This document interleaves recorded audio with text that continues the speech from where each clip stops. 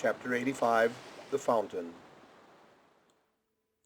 That for 6,000 years, and no one knows how many millions of ages before, the great whales should have been spouting all over the sea, and sprinkling and mystifying the gardens of the deep, as with so many sprinklings and mystifying pots, and that for some centuries back, thousands of hunters should have been close by the fountain of the whale, watching these sprinklings and spoutings, that all this should be, and yet that down to this blessed minute, 15 1/4 minutes past 1 o'clock p.m., on this 16th day of December A.D. 1851, it should still remain a problem whether these spoutings are, after all, really water or nothing but vapor. This is surely a noteworthy thing.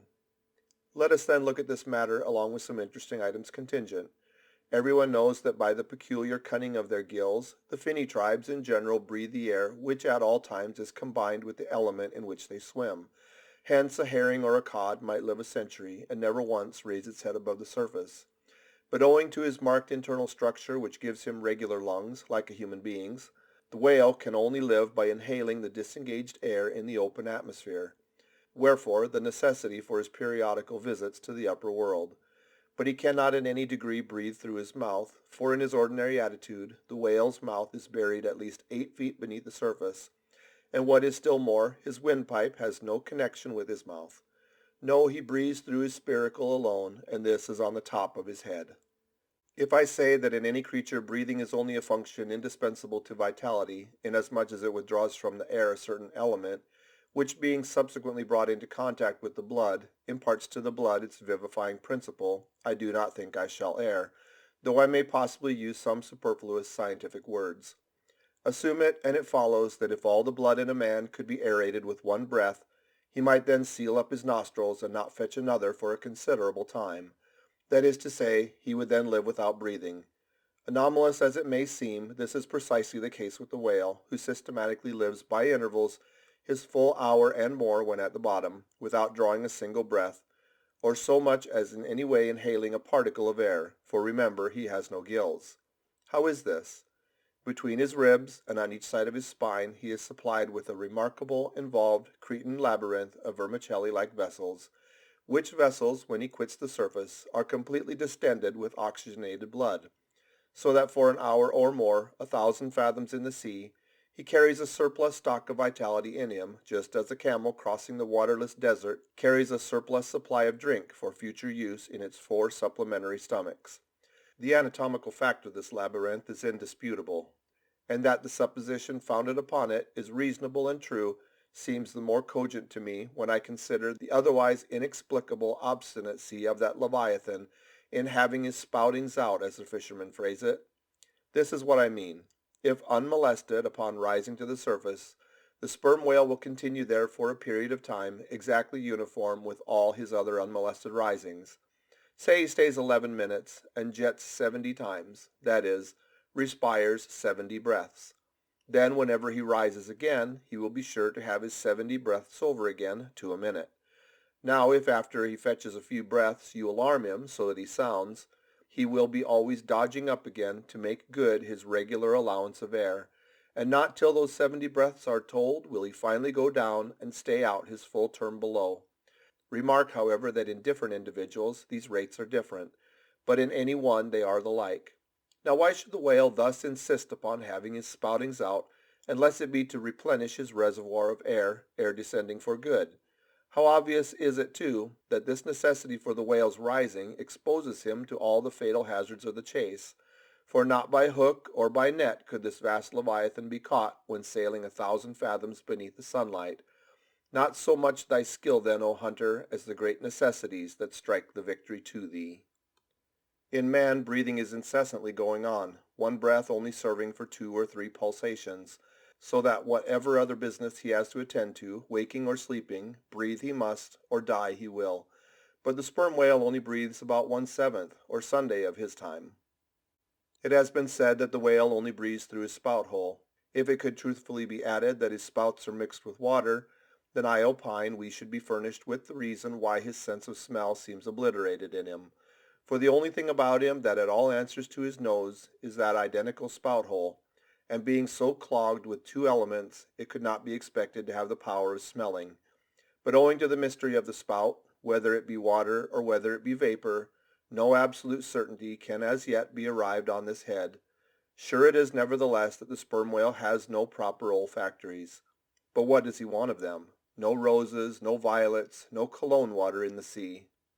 Furthermore, as his windpipe solely opens into the tube of his spouting canal, and as that long canal, like the Grand Erie Canal, is furnished with a sort of locks that open and shut, for the downward retention of air or the upward exclusion of water, therefore the whale has no voice, unless you insult him by saying that when he so strangely mumbles, he talks through his nose. But then again, what has the whale to say? Seldom have I known any profound being that had anything to say to this world, unless forced to stammer out something by way of getting a living. Oh, happy that the world is such an excellent listener. Now the spouting canal of the sperm whale, chiefly intended as it is for the conveyance of air, and for several feet laid along horizontally, just beneath the upper surface of his head, and a little to one side, this curious canal is very much like a gas pipe laid down in a city on one side of a street. But the question returns whether this gas pipe is also a water pipe. In other words, whether the spout of the sperm whale is the mere vapor of the extended breath, or whether that exhaled breath is mixed with water taken in at the mouth and discharged through the spiracle. It is certain that the mouth indirectly communicates with the spouting canal, but it cannot be proved that this is for the purpose of discharging water through the spiracle, because the greatest necessity for doing so would seem to be when in feeding he accidentally takes in water. But the sperm whale's food is far beneath the surface, and there he cannot spout even if he would. Besides, if you regard him very closely and time him with your watch, you will find that when unmolested there is an undeviating rhythm between the periods of his jets and the ordinary periods of his respiration. But why pester one with all this reasoning on the subject? Speak out. You've seen him spout. Then declare what the spout is. Can you not tell water from air? My dear sir, in this world it is not so easy to settle these plain things. I have ever found your plain things the naughtiest of all. And as for the whale spout, you might almost stand in it, yet be undecided as to what it is precisely. The central body of it is hidden in the snowy, sparkling mist enveloping it, and how can you certainly tell whether any water falls from it, when always, when you are close enough to a whale to get a close view of his spout, he is in a prodigious commotion, the water cascading all around him. And if at such times you should think that you really perceive drops of moisture in the spout, how do you know that they're not merely condensed from its vapor? And how do you know that they're not those identical drops superficially lodged in the spout hole fissure, which is countersunk into the summit of the whale's head? For even when tranquilly swimming through the midday sea in a calm, with his elevated hump sun-dried as a dromedary's in the desert, even then the whale always carries a small basin of water on his head, as under a blazing sun you will sometimes see a cavity of rock filled up with rain. Nor is it at all prudent for the hunter to be over-curious touching the precise nature of the whale spout. It will not do for him to be peering into it and putting his face in it.